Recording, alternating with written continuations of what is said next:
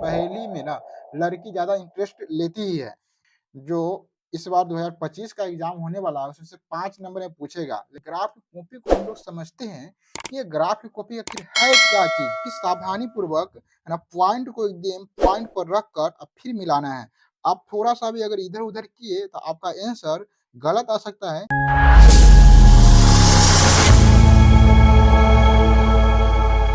Hello दोस्तों, स्वागत है आपको अपना यूट्यूब चैनल ग्रो ज्ञान ऑफिशियल पर। आशा करते हैं आप लोग स्वस्थ होंगे, मस्त होंगे और अपनी मंजिल को पाने के लिए जी-जान से मेहनत कर रहे होंगे। आज की क्लास में हम लोग एक नए चैप्टर की शुरुआत कर रहे हैं। देखिए एनसीईआरटी या बीटीबीसी का चैप्टर है प्रश्नावली 3.2 प्रश्नावली 3.2 प्रश्नावली 3.1 का 3 सवाल हम बना चुके हैं। एक भी सवाल उसमें छूटा नहीं है और उसको ग्राफ विधि से हम बनाने का प्रयास किए थे। आप लोग इससे थोड़ा-सा रूबरू हो गए होइएगा कि ग्राफ विधि क्या होता है। आप लोग थोड़ा-सा जान गए होइएगा ग्राफ के बारे में। आज इस सवाल को पूरी तरीक़ा से ग्राफ से ही बनाएँगे क्योंकि इसमें कह रहा है कि ग्राफीय विधि से हल करें। यहाँ कह रहा है कि निम्नलिखित समस्याओं में रैखिक समीकरण के युग्म बनाइए और ग्राफीय विधि से हल ज्ञात कीजिए, है ना? ग्राफीय विधि से इसका हल ज्ञात करना है ना? इसमें 1 नंबर में 2 सवाल है, 2 सवाल इसमें 2 सवाल है और पहला नंबर सवाल यहाँ पर दिया हुआ है, पहला नंबर सवाल हम बना देते हैं। दूसरा सवाल आपको होमवर्क के लिए रहेगा, आप घर से बनाइएगा। दिया हुआ है कक्षा 10 के 10 विद्यार्थी ने एक गणित की पहेली प्रतियोगिताओं में भाग लिया। कह रहा है कि कक्षा 10वां के यदि आप लोग भी 10वां में हैं, है ना? कमेंट करके बताइए। कक्षा 10वां के है ना 10 विद्यार्थी जो है गणित की एक पहेली प्रतियोगिता है उसमें भाग लिया, ठीक है? 10 गो विद्यार्थी मिलके भाग लिया था, जिसमें लड़का भी है और लड़की भी है। यदि लड़कियों की संख्या लड़कों की संख्या से 4 अधिक है, कह रहा है कि लड़की की जो संख्या है लड़का से 4 अधिक है। ये पहेली में ना लड़की ज़्यादा इंटरेस्ट लेती ही है। यहाँ पर कह रहा है कि लड़की 4 गो अधिक है, कै गो अधिक है? तो 4 गो, लड़की 4 गो अधिक है, लड़का से लड़की 4 गो ज़्यादा है। तो प्रतियोगिता में भाग लिए लड़कों और लड़कियों की संख्या ज्ञात किया। कह रहा है कि कितना लड़का है और कितना लड़की है इस प्रतियोगिता में बताना है, लेकिन टोटल तो 10 गो है। तो हम लोग क्या करते हैं, मान लेते हैं, ठीक है? मान लेते हैं कि लड़का क्या है x है और लड़की क्या है y है। यहाँ पर मान लेते हैं, यहाँ पे लिखते हैं हल माना माना कि प्रतियोगिता माना कि प्रतियोगिता में भाग लेने वाले लड़कों की संख्या x है तथा लड़कियों की संख्या y है। तो प्रश्न क्या कह रहा है? देखिए, कह रहा है कि लड़का कक्षा में 10 विद्यार्थी प्रतियोगिता में भाग लेता है। तो टोटल कितना विद्यार्थी भाग लेता है? देखिए यहाँ पर टोटल कितना विद्यार्थी 10 विद्यार्थी भाग लेता है। यानी कि लड़का और लड़की मिलाकर कितना भाग लिया हुआ है? 10। तो यहाँ पर पहला पद समीकरण यही हो जाएगा, लड़की को माने x और लड़का को माने y, यानी कि पहला समीकरण हो जाएगा x प्लस y बराबर 10। ये समीकरण 1 हो जाएगा क्योंकि जो भाग लेने वाली संख्या है लड़का और लड़कियों का दोनों को मिलाकर 10 है। ऊपर कह रहा है कि 10 भाग ले रहा है और हम लड़का माने x और लड़की माने y, तो दोनों क्या हो जाएगा? 10 हो जाएगा। अब दूसरा समीकरण में क्या कह रहा है यहाँ पर? कह रहा है यहाँ पर देखिए लड़की ज़्यादा है। कह रहा है कि यदि लड़की है ना की संख्या लड़कों की संख्या से 4 अधिक है, लड़की की जो संख्या है ना? जो लड़की की जो संख्या लड़की की संख्या कितना है? y। y जो है लड़कों की संख्या कितना है? x और x से ज़्यादा है 4, तो यानी कि 4 में जोड़ देंगे। यानी कि x जितना है वो से ज़्यादा है तो मतलब जोड़ करेंगे, तो ज़्यादा है 4, किसका संख्या? तो लड़की की संख्या। अब यहाँ से हम क्या करेंगे? यहाँ से दूसरा समीकरण निकालेंगे। तो कैसे? ये x इधर है तो इधर माइनस में आ जाएगा, तो माइनस x प्लस y बराबर 4, इस समीकरण हो जाएगा 2। अब यहाँ से हमको x का मान 2 गो रख के समीकरण 1 में x का मान 2 गो रख के y का मान 2 निकालना है। फिर समीकरण 2 में है ना x का मान 2 गो रख के y का मान 2 गो निकालना है और 2 गो निकालने के बाद जो डाटा निकलेगा इसके सहायता से हम ग्राफ खींचेंगे और उसके बाद ग्राफे से हमको पता चलेगा कि लड़का कितना भाग लिया था और लड़की कितना भाग लिया हुआ था प्रतियोगिता में। चलिए तो बारी-बारी से हम लोग निकालते हैं। समीकरण 1 में, है ना? समीकरण समीकरण 1 में x बराबर 1 नहीं, मान लेते हैं हमको आधा-आधा चाहिए तो हम रख लेते हैं, कुछ भी रख सकते हैं। मान लेते हैं छोटा कॉपी है मेरे पास तो हम ज़्यादा से थोड़ा रखते हैं। मान लेते हैं 4 रखने पर। समीकरण 1 में x बराबर 4 रखे हैं। देखिए x का मान 4 रखेंगे तो x की जगह पर 4 रखेंगे तो यहाँ पर x है तो यहाँ पर लिखेंगे 4 और प्लस y बराबर 10। यहाँ से मान निकालेंगे y का तो हो जाएगा y बराबर 10 और माइनस प्लस में तो माइनस में आएगा 4 यानी कि y बराबर हो जाएगा 6।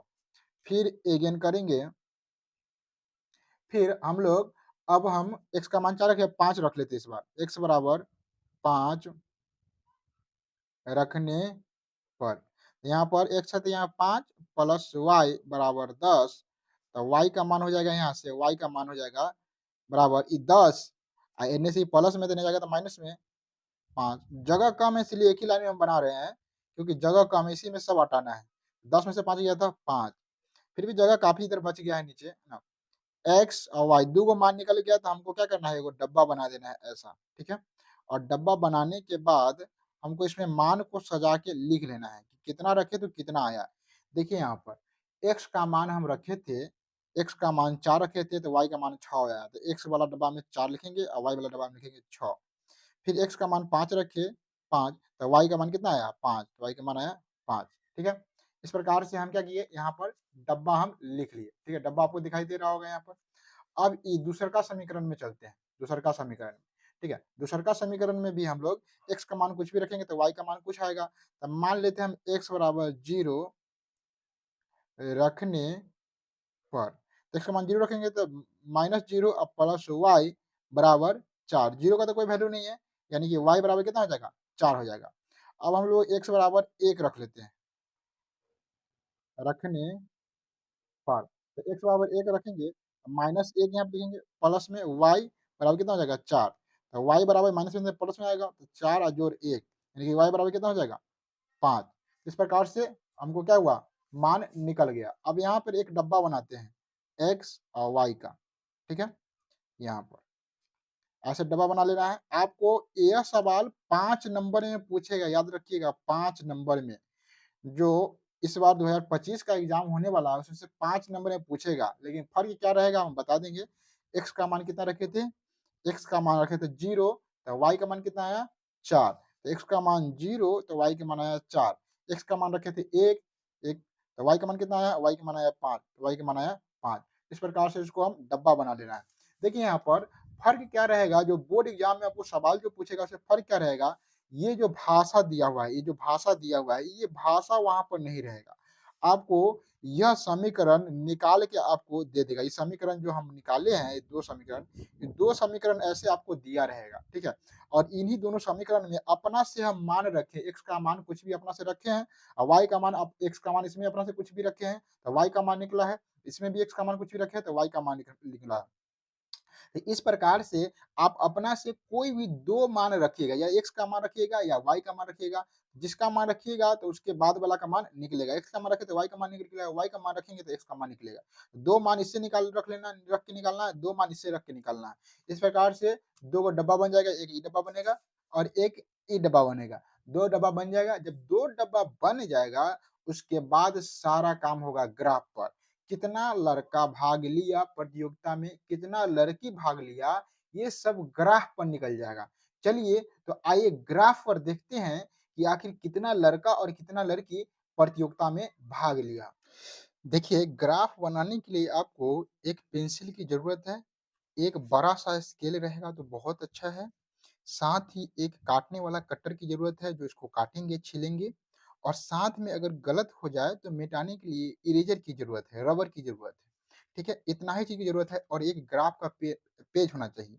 यह पेज छोटा है, आप जब भी ग्राफ बनाने का प्रयास करिएगा तो आप कोशिश करिए कि बड़ा पेज पे बनाएँ, बड़ा। आपको एग्ज़ाम में भी बड़ा लंबा पेज दिया जाएगा, यहाँ पर छोटा पेज है इसीलिए हम छोटे पेज पे बताने का प्रयास करते हैं, इस पे बनाने में बहुत ही कठिनाई होती है। लेकिन आपको अगर ग्राफ बनाना है तो आप बड़ा पेज खरीद के लाइएगा, ठीक है? और कोशिश करिए कि आज ही से इसको सीखें। ये सवाल 5 नंबर में एग्ज़ाम में एकदम फिक्स है। छुच्छे 5 नंबर का सवाल यह आता है, ठीक है? इसीलिए हर एक विधि आपको जानने की ज़रूरत है और इस सवाल को बनाने की ज़रूरत है। ये सवाल अगर 2-3 बार प्रयास कर लीजिएगा, तो आपको बोर्ड एग्ज़ाम में 5 नंबर फिक्स हो गया, ठीक है? आज ही से प्रयास करिए, बार-बार इसको रिवीज़न करिए, बार-बार बनाइए ताकि आपको बोर्ड एग्ज़ाम में घबराने की ज़रूरत नहीं है। बहुत सारे बच्चे क्या करते हैं कि जब एग्ज़ाम नज़दीक होता है, तब इन सवालों को बनाने का प्रयास करते हैं और एग्ज़ाम में जाने के बाद इन सवालों को भूल जाते हैं, है ना? इसीलिए आपको पहले से ही इसको सीखना चाहिए और बार-बार प्रयास करना चाहिए, बार-बार प्रैक्टिस करके इसको समझ कर याद रखना चाहिए, ताकि आपको एग्ज़ाम में फिर आगे कोई दिक्कत ना हो और इन सवालों को अच्छे से आप सॉल्व कर सकें। चलिए, तो इनको बनाने से पहले कुछ बात जानकारी हम लोग कर लेते हैं। हम जो डाटा निकाले हैं, यहाँ पर ध्यान दीजिए, यहाँ पर डाटा है, एक यहाँ पर डाटा है। ये जो डाटा हम निकाले हैं, इन्हीं डाटा के प्रयोग से इसमें ग्राफ खींचना है। सबसे पहले ग्राफ की कॉपी को हम लोग समझते हैं कि ये ग्राफ की कॉपी आखिर है क्या चीज़? ये लाइन-लाइन आपको महीन-महीन दिख रहा है, ये मोटा-मोटा, महीन-महीन, आखिर ये क्या चीज़ है? क्या दर्शाना चाह रहा है ये चीज़? हमेशा याद रखिएगा, ग्राफ बनाने के लिए इस ग्राफ की कॉपी को क्या करिएगा, बीच से ही एगो मोटा लाइन अपना से खींच दीजिएगा पूरा बीचों-बीच और बीचों-बीच प्लस का निशान आप बना दीजिएगा, जैसे हम बना चुके हैं। अब इसको समझने की हम लोग प्रयास करते हैं कि आखिर ग्राफ की कॉपी क्या चीज़ है? देखिए, जितना मैक्सिमम हो सकता था उतना हम मैक्सिमम ज़ूम कर चुके हैं, ठीक है? अब यहाँ पर आपको दिखाई दे रहा होगा, ये हम प्लस का लाइन बनाए हैं, यहाँ पर कट रहा है। इस पॉइंट को हम लोग बोलते हैं मूल बिंदु और इसका निर्देशांक होता है 0, 0। अब आपको कुछ दिखाई इसमें दे रहा होगा, यहाँ से ये वाला लाइन, ठीक है? ये वाला लाइन और यहाँ से ये मोटा लाइन, ये मोटा लाइन यार ये मिलाकर एक घर बन रहा है। आपको एक घर दिखाई दे रहा होगा, स्क्वायर टाइप के एक घर बन रहा है, ठीक है? इसके बीच में आप गौर से देखिएगा इसके बीच में, तो ये छोटा-छोटा जो लाइन है आपको, ये छोटा-छोटा लाइन, ये इधर से 10 लाइन होगा और इधर से भी इधर 10 लाइन होगा, ठीक है? इसके बीच में। ये 10-10 मिलाकर टोटल 100 घर होगा और गौर से आप देखिएगा, तो ये जो लाइन है आपको, ये जो लाइन आपको दिखाई दे रहा है और ये लाइन जो दिखाई दे रहा है हल्का पतला लाइन है। ये लाइन मोटा है ना? और सबसे मोटा यही लाइन है और इसके बाद ये पतला लाइन है और सबसे पतला ये लाइन है। एक बात हमेशा याद रखिएगा कि यहाँ से ये पूरा जो मोटा लाइन के बीच में जो घर है, ये छोटा-छोटा घर है, ये टोटल 100 घर होते हैं, 100। एक लाइन में इधर से 10 घर और इधर से 10 घर, ऐसे-ऐसे करके पूरा गुना करिए तो 100 घर होते हैं, ठीक है? और ये एक छोटा जो लाइन है, ये छोटा लाइन में, ये छोटा लाइन में टोटल 25 घर होते हैं। तो इसका मतलब क्या होता है? घर का मतलब क्या होता है? हमेशा याद रखिए, अगर हम यहाँ से लेकर यहाँ तक, अगर यहाँ अगर 0 मानते हैं और यहाँ पर 1 मानते हैं, तो इसका मतलब है कि यहाँ पर है ये वाला है 0.1, 0.2, 0.3, 0.4, 0.5, 0.6 इस प्रकार से करते-करते यहाँ तक क्या है? यहाँ तक 10 है, यहाँ तक मतलब यहाँ पर 1 है, 1। अगर यहाँ हम 0 मानते हैं और यहाँ 10 मानते हैं, इसका मतलब होता है कि ये 1 है, ये 2 है, ये 3 है, ये 4 है, ये 5 है ना?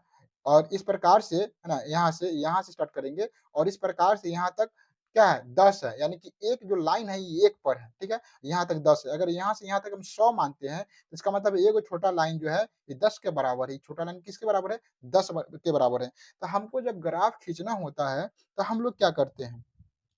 हमको जिस अनुसार से डाटा होता है, उस अनुसार से हम लोग मानते हैं। अगर मान लीजिए मेरे पास डाटा x का मान 100, 50, 150, 200 में आया, तो इसको मानेंगे 0 और इसको मानेंगे हम लोग कितना? इसको, यहाँ पर है, इसको मानेंगे हम लोग, है ना? 50, अगला के मानेंगे हम लोग 100। अगर मेरे पास डाटा 10, 20, 30 में आया, तो हम इसको मानेंगे 0, इसको मानेंगे हम लोग 10। अगर मेरे पास डाटा 1, 2, 3, 4, 5 में आया, तो इसको मानेंगे 0 और इसको मानेंगे 1। इस प्रकार से हम लोग मानते हैं। और वहाँ पर लिख देते हैं, इसको बोलते हैं, यहाँ पर ये पूरा जो घर है इसको बोलते हैं 1 एकड़। अगर मान लीजिए हम 1 को मान रहे हैं 1 तो हम लिख देते हैं 1 एकक बराबर 1 है। अगर हम लोग 1 के मानते हैं 10 तो हम लोग लिख देते हैं 1 एकक बराबर 10 है। इस प्रकार से हम लोग ग्राफ बनाने के प्रयास करते करते हैं। तो चलिए आइए हम लोग ग्राफ बनाते हैं और देखते हैं कि इसका आंसर कितना होता है। देखिए मेरे पास डाटा 4, 5 है ना? 5, 6 है ना? 0, 4, 1, 5 में है ना? यानी कि ये सब डाटा जो है ना 4, 5 में है। मेरे पास देखिए यहाँ पर लाइन देख लीजिए 1, 2, 3, 4, 5, 6, 7 वो लाइन है। यानी कि हाईएस्ट अगर इसमें डाटा 7 तक रहेगा तो हम ग्राफ खींच सकते हैं, है ना? एक एक घर को हम एक लेकर आराम से ग्राफ खींच सकते हैं। तो यहाँ पर हाईएस्ट डाटा 7 तक नहीं है, हम ऐसा डाटा ही निकाले कि मेरे पास छोटा कॉपी था और यहाँ पर मान कम-कम आए। आप लोग भी ऐसा डाटा मान रखिएगा कि कम-कम आए, ठीक है? जैसा रहेगा अगर कम आना संभव नहीं है, तो ज़्यादा आए तो 1 को ले लेंगे हम लोग 10, ठीक है? और इस प्रकार से बनाएँगे। आगे धीरे-धीरे हमारे साथ आप बने रहिएगा, ठीक है? तो हम आपको ग्राफ में एकदम मास्टरमाइंड बना देंगे। चलिए, तो हम लोग क्या करते हैं यहाँ पर इसको समझ लीजिए, इसको ये जो खड़ा लाइन है इसको बोलते हैं वाई, है ना? वाई अक्ष और ऊपर वाला को बोलते हैं वाई और नीचे वाला जो होता है इसको बोलते हैं वाई डैश। ये जो सूतर लाइन है इसको बोलते हैं हम लोग एक्स अक्ष और यहाँ पर इसको बोलते हैं इस साइड दाहिना साइड बोलते हैं एक्स और बायां साइड को बोलते हैं एक्स डैश। इस प्रकार से हम लोग इसको सूचित करते हैं। साथ में हम लोग 1, 2, 3, 4 में लिखना है तो हम लोग इसका मान लिख लेते हैं, है ना? यहाँ से लेके यहाँ तक 7, यहाँ से लेके प्लस में, ऊपर होता है प्लस में, नीचे होता है माइनस में, ये होता है प्लस में और ये होता है माइनस में। तो फटाफट इसको हम लोग क्या करते हैं, लिख लेते हैं।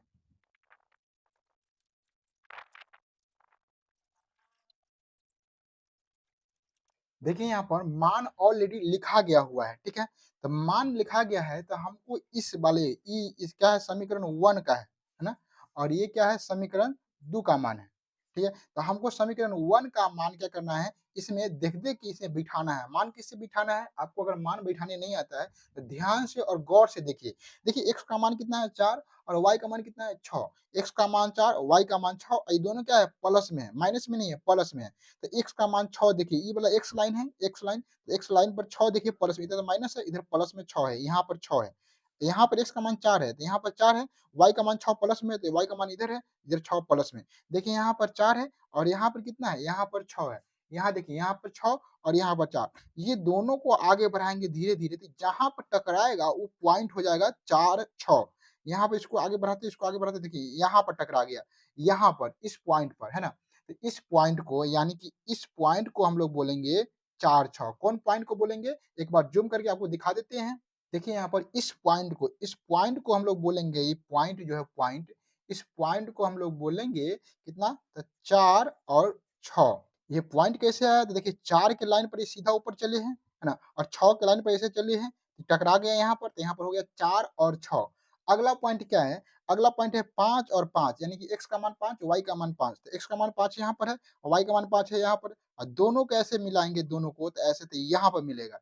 यानी कि 5 यहाँ पर और ये 5 यहाँ पर। तो इस पॉइंट को बोलेंगे यहाँ पर, क्या बोलेंगे इसको? इसको बोलेंगे हम लोग 5 और 5।